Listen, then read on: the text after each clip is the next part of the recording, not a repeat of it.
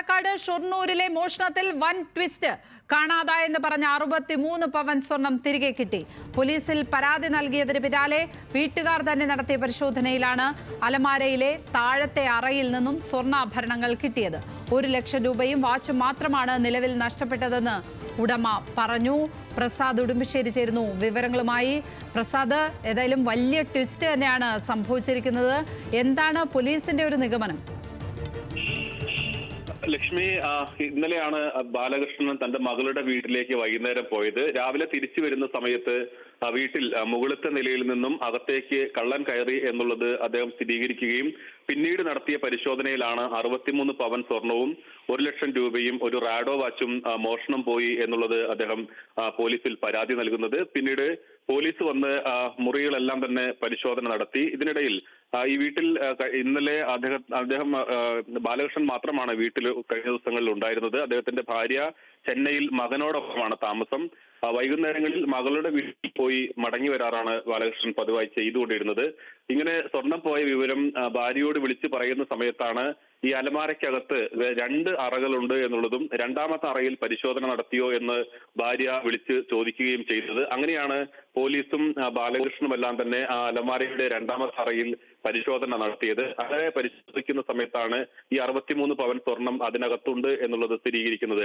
ബാലകൃഷ്ണൻ കരുതിയിരുന്നത് ആദ്യത്തെ അറയിലാണ് സ്വർണം എന്നുള്ളതായിരുന്നു. അതുകൊണ്ടുകൂടിയാണ് പോലീസിൽ ഈ സ്വർണം മോഷണം പോയി എന്നുള്ളത് പരാതി നൽകിയത്. എന്നാൽ പണവും 1 ലക്ഷം രൂപയും റാഡോ വാച്ചും മോഷണം പോയി എന്നുള്ളത് പോലീസും സ്ഥിരീകരിക്കുന്നു. എന്തായാലും സ്വർണം നഷ്ടപ്പെട്ടില്ല എന്നുള്ളത് ബാലകൃഷ്ണനെയും കുടുംബത്തെയും വലിയ ആശ്വാസമാണ്. രാവിലെ നൽകിയ പരാതിയാണ് പോലീസ് ഏറെ നേരം തെരച്ചിലിനൊടുവിലാണ് ഇങ്ങനെയൊരു ട്വിസ്റ്റ് ഉണ്ടായത്. വലിയ ട്വിസ്റ്റ് തന്നെയാണ് ഏതായാലും ഉണ്ടായിരിക്കുന്നത്. വീട്ടുകാരുടെ പ്രതികരണങ്ങൾ നമ്മൾ തേടിയിരുന്നോ? അവരോട് ഫോണിലോ മറ്റോ ബന്ധപ്പെടാൻ സാധിച്ചിരുന്നോ പ്രസാദ്? നമ്മൾ ബാലകൃഷ്ണനെ തന്നെ നമ്മൾ വിളിച്ച് സംസാരിച്ചിരുന്നു. എന്താണ് ഇങ്ങനെ സംഭവിച്ചത്, ഇങ്ങനെ മറന്നുപോയതാണോ എന്നുള്ളതായിരുന്നു നമ്മൾ ചോദിച്ചിരുന്നത്. അദ്ദേഹം പറഞ്ഞു അങ്ങനെ ആയിരുന്നില്ല.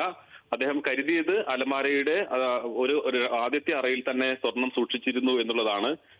രണ്ടാമത്തെ അറയിലാണ് സ്വർണം സൂക്ഷിച്ചത് എന്നുള്ളത് തനിക്ക് അറിയുന്നുണ്ടായിരുന്നില്ല. അങ്ങനെയാണ് കള്ളൻ ഇതിനകത്ത് മോഷ്ടാവ് വീട്ടിനകത്ത് കയറി എന്ന് സ്ഥിരീകരിച്ചപ്പോൾ ആ ഒരു പരിഭ്രാന്തിയിലാണ് ഇത്രയും സ്വർണം നഷ്ടപ്പെട്ടു എന്നുള്ളത് പോലീസിന് മൊഴി നൽകിയത്. പിന്നീട് പോലീസ് അവിടെയെല്ലാം തന്നെ പരിശോധന നടത്തിയിരുന്നു. എന്നാൽ അലമാരയിൽ ലോക്കറുള്ള രണ്ടാമത്തെ അറയിലാണ് ഈ സ്വർണം സൂക്ഷിച്ചിരുന്നത്. അത് പക്ഷേ ഏറെ നേരം കഴിഞ്ഞാണ് ഭാര്യയെ വിളിക്കുന്നതും ഭാര്യയോട് ഇക്കാര്യം പറയുമ്പോഴാണ് രണ്ടാമത്തെ അറയിൽ പരിശോധന നടത്തിയോ എന്ന് അവർ ചോദിക്കുന്നത്. അങ്ങനെ രണ്ടാമത്തെ അറ പരിശോധിക്കുമ്പോഴാണ് ഈ സ്വർണം കണ്ടെത്തുന്നത്. ഈ പോലീസിന്റെ സാന്നിധ്യത്തിലായിരുന്നോ സ്വർണം രണ്ടാമത്തെ അറയിൽ നിന്നും സ്വർണം കിട്ടുന്നത്? പ്രസാദ്, തുടരുക. ഇപ്പോൾ വീട്ടുടമ ബാലകൃഷ്ണൻ തന്നെ ടെലിഫോൺ ലൈനിൽ ചേരുകയാണ്. ശ്രീ ബാലകൃഷ്ണൻ, ഇപ്പോൾ ഏതായാലും സമാധാനമായി അല്ലേ?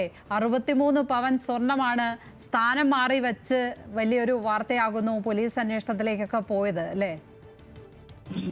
ഇല്ല, അലമാരുടെ ഉള്ളിൽ തന്നെയായിരുന്നു. കള്ളൻ അവിടെ തോന്നി എന്റെ അവിടെ തൊടാൻ പാടില്ല പറഞ്ഞിരുന്നു. ആ ലോക്കർ കയ്യൊന്നും എവിടെയും വെക്കാൻ പാടില്ല എന്ന് പറഞ്ഞിരുന്നു. അവിടെ തരയാൻ പറ്റിയില്ല. ലോക്കർ ഉണ്ടായിരുന്നേ, എവിടെയും തൊടരുത് പറഞ്ഞിരുന്നു അവര്. അപ്പൊ ഞാൻ ഇവർക്ക് പോയി കഴിഞ്ഞിട്ടൊക്കെ ഞാൻ വെറും ഇനി എവിടെ തരാനും കുഴപ്പമില്ല പറഞ്ഞു. അപ്പൊ ഞാൻ പോയി തെരഞ്ഞു നോക്കിയപ്പോ അലമാര കൊണ്ട് അതിന്റെ വലിപ്പ് വലിച്ചും പുറത്തേക്ക് വെച്ചപ്പോഴേ അതിന്റെ ഉള്ളൊരു ലോക്കറുണ്ട്. അവിടെയാണ് സ്വർണ്ണം ഉണ്ടായിരുന്നത് എന്ന കാര്യം നിങ്ങൾ മറന്നുപോയി അല്ലേ? വൈഫിനെ അറിയുള്ളതേ അലമാരയുള്ള ഇങ്ങനെ നിന്നുപോയി. ഏതായാലും ഈ 63 പവൻ സ്വർണമൊക്കെ നഷ്ടപ്പെട്ടു എന്ന് പറഞ്ഞ ആകെ വിഷമത്തിലും പരിഭ്രാന്തിയിലും ഒക്കെ ആയിപ്പോയി കാണുമല്ലേ താങ്കൾ? സമാധാനായി പറയാ. അതെ അതെ അതെ, അത് കേൾക്കുമ്പോൾ തന്നെ ആശ്വാസം തോന്നുന്നുണ്ട്. 63 പവൻ സ്വർണം മോഷണം പോവുക എന്ന് പറഞ്ഞാൽ അത് വലിയ നഷ്ടമാണല്ലോ. അപ്പൊ അത്രയും സ്വർണം നിങ്ങൾ മാറി വെച്ചത് അത് മറന്നുപോയി. ഭാര്യയാണ് ഓർമ്മപ്പെടുത്തിയല്ലേ? എപ്പോഴാണ് ഭാര്യയെ വിളിച്ചത്? തൊടാൻ പാടി പറഞ്ഞതേ, കയ്യിൽ നിങ്ങൾ തുടരുത്, പുറത്തേക്ക് ആൾക്കാർ വരും, അപ്പൊ നിങ്ങളെ കയ്യൊന്ന് പതിഞ്ഞാൽ മറ്റേ ഇത് മായിന്ന് പറഞ്ഞിരുന്നു. അപ്പൊ അവര് പോലീസുകാർ പോയി കഴിഞ്ഞപ്പോ അവര് പറഞ്ഞു ഇനി നിങ്ങൾക്ക് അവിടെ വേണമെങ്കിൽ തൊടാട്ടെ എന്ന് പറഞ്ഞു. അപ്പൊ ഞാൻ ഒന്നും കൂടി പരിശോധിച്ചാണ്. വലിപ്പുണ്ട് പുറത്തേക്ക് എടുത്ത് വെച്ചാൽ അതിൻ്റെ ഉള്ള ഒരു അറിവുണ്ട്. വലിപ്പ് വെറുതെ ഇങ്ങോട്ട് വലിച്ചു വെച്ചിട്ടുണ്ടായിരുന്നുള്ളൂ. അപ്പൊ അതിൻ്റെ ഉള്ളിൽ ഒന്നുമില്ല കണ്ടപ്പോ അങ്ങനെ തന്നെ ഇട്ട് പോയതാണ്. അത് വലിച്ച് പുറത്തേക്ക് വെച്ചാൽ മറ്റേ ലോക്കറെ കാണുള്ളേ. ഏതായാലും 1 ലക്ഷം രൂപയും വാച്ചും നഷ്ടമായിട്ടുണ്ട്. അപ്പൊ കള്ളൻ കയറിയിട്ടുണ്ട് വീട്ടില്. അതായത് എല്ലാം ലോക്ക് പൊളിച്ചാണേ. ലോക്കൊക്കെ അടിച്ചു പൊളിച്ചാണ് വാതിലുകളൊക്കെ. അത് ഇവര് മറ്റേ പോലീസുകാരൊക്കെ വന്ന് നോക്കിയിട്ട് പോയതാണ്. ലോക്കെല്ലാം അടിച്ചു പൊളിച്ചു. 4 റൂം അടിച്ചു പൊളിച്ചിട്ടുണ്ട്. വാതിലൊക്കെ ലോക്കൊക്കെ കംപ്ലീറ്റ് പൊളിച്ചിരുന്നു.